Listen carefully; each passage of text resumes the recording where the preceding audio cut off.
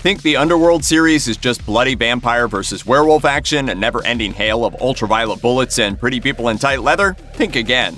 Look a little deeper and you'll find a complex mythology that'll give even the densest fantasy novel a run for its money.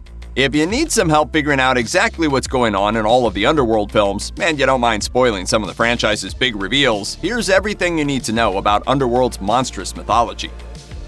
Back in the early 5th century, Alexander Corvinus was just your regular run-of-the-mill Hungarian warlord, until he returned from a campaign to find that his entire village had succumbed to a rare plague.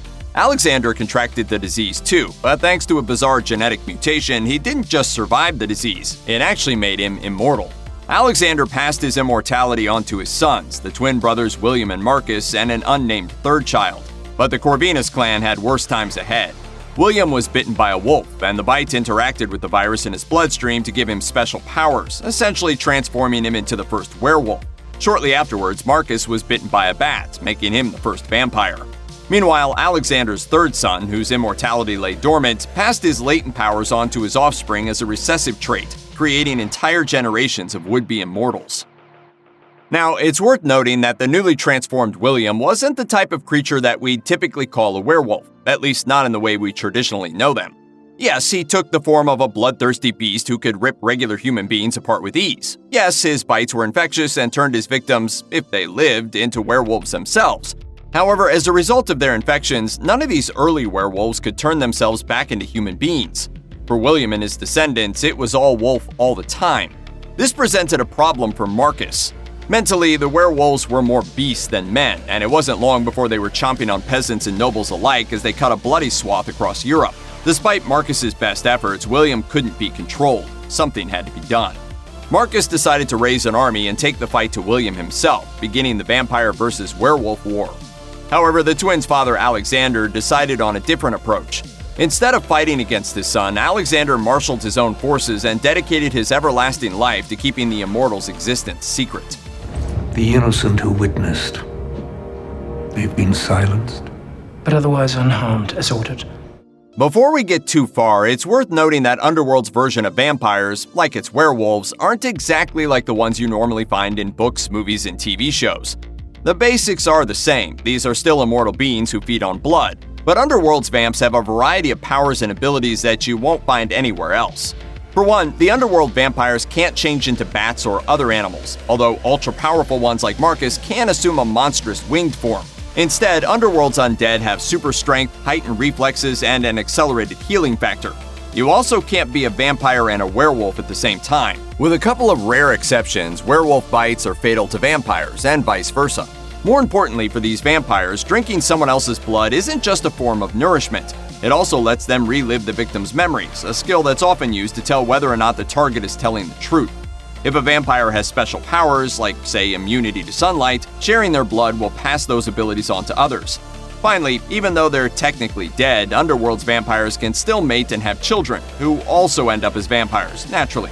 Given Underworld's focus on legacy and bloodlines, that last point is very, very important.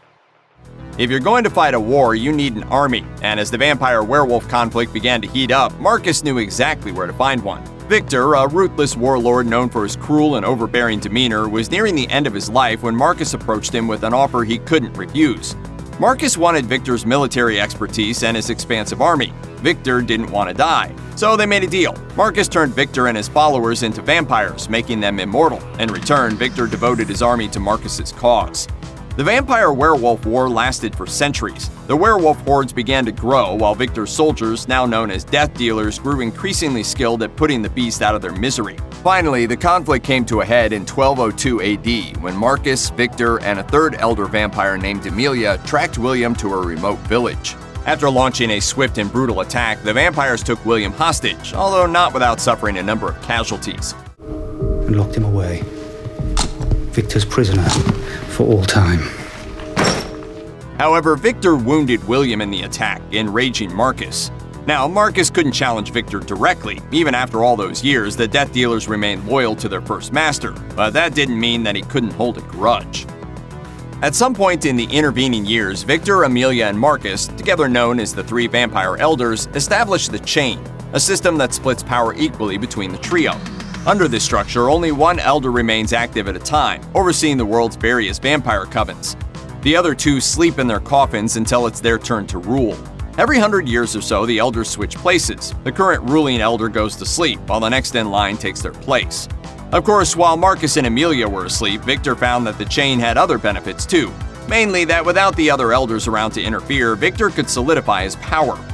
With the help of the vampire historian Andreas Tanis, Victor convinced the coven that he, not Marcus, was the original vampire.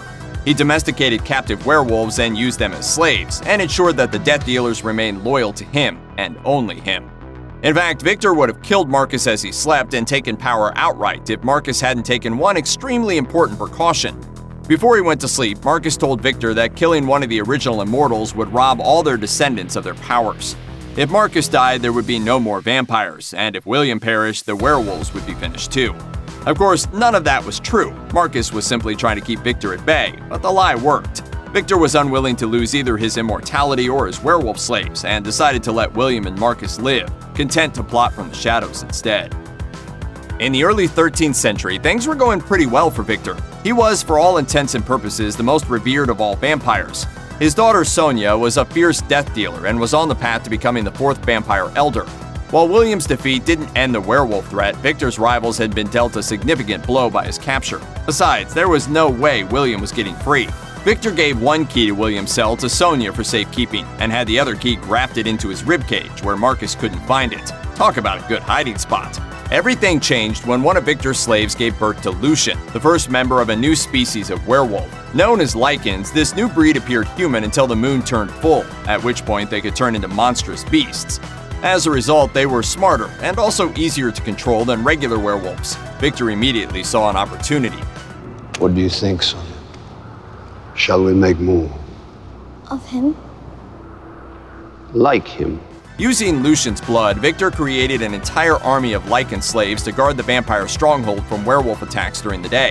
A 200-year peace followed, and yet even Victor couldn't plan for what happened next. Lucian and Sonia fell in love.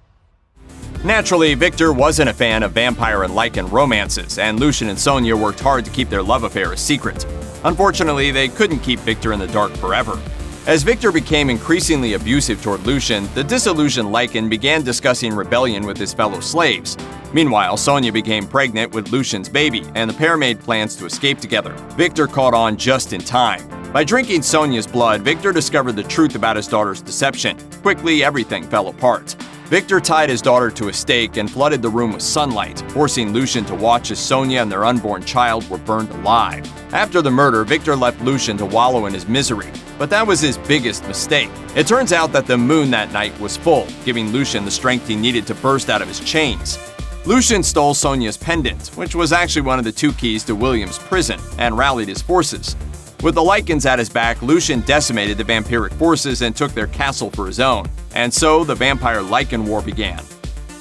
As the war raged on, Victor made moves to consolidate his power. With the help of Andreas Tanis, the vampire historian, Victor framed Lucian for starting the war, making him the vampire's sworn enemy.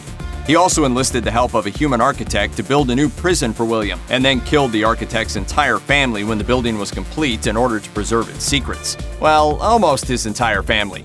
The architect had a daughter named Celine, who reminded Victor so much of Sonia that the vampire couldn't bring himself to murder her. Instead, he transformed Celine into a vampire, then lied to her, telling her that Lycans had killed her family. Celine vowed to get revenge. As Victor's lies began to stack up, Tanis started to have a change of heart and began revealing the truth. In response, Victor accused Tanis of spreading malicious lies, and with Celine's help, exiled him to a remote monastery. Meanwhile, Celine quickly became Victor's most talented and prolific death dealer, dispatching hundreds of Lycans over the next 600 years. However, Celine wasn't the only death dealer with a knack for killing Lycans. One of Victor's original lieutenants, a vampire named Craven, was almost as good. In fact, it was Craven, not Celine, who officially ended the Vampire-Lycan War, although his victory wasn't quite what it seemed. Sometime between Lucian's rebellion and the beginning of the first Underworld movie, Craven and a group of death dealers invaded Lucian's castle, hoping to bring the centuries-long war to a close. It didn't go well for the vampires who, except for Craven, all died in the attack. However, from all appearances, it went even worse for the Lycans. In the aftermath, Lucian's castle burned while Craven emerged from the skirmish holding a piece of Lucian's branded skin, using it as proof of the Lycans' death. It was a ruse. Secretly, Kraven and Lucian were working together. Kraven received all of the credit for ending the war, while Lucian and many of his fellow Lycans went into hiding, waiting for the perfect time to strike. And it worked. When it was Amelia's turn to take over as part of the chain, Victor appointed Kraven regent over the Old World Coven, the oldest and most powerful group of vampires on the planet. As Victor slept, Kraven made plans to take over the Coven permanently. Lucian didn't waste his time in hiding. For one thing, he teamed up with the now exiled Andreas Tanis to develop deadly ultraviolet bullets that could drop vampires with a single shot. Not only that, but in his quest to topple the vampiric regime, Lucian began researching the mythical hybrids, which combine the powers of immortals, vampires, and werewolves into one. Only direct members of Alexander Corvinus' genetic bloodline could become hybrids. That made William, Marcus, and Alexander himself candidates, but also meant that any ancestors of Alexander's third son, who was mortal but carried the immortality virus in his blood as a recessive trait, were also possible hybrids. At the beginning of Underworld, Lucian is secretly hunting for the unnamed son's descendants, hoping to infuse them with both Lycan and vampire blood in order to create a new, all-powerful creature. He's not doing this out of charity. Drinking a hybrid's blood magnifies a werewolf or vampire's existing powers while removing their weaknesses. Other effects are unknown. After all, when Underworld begins, the only known hybrid, Lucian and Sonia's daughter, had been killed in the womb. As for what happens next, well, you'll just have to watch Underworld and see. Thanks for watching. Click the links in our video to watch more from Netflix Film Club. Subscribe to our YouTube channel to get the latest exclusive videos. Plus, hit the bell so you don't miss a single one.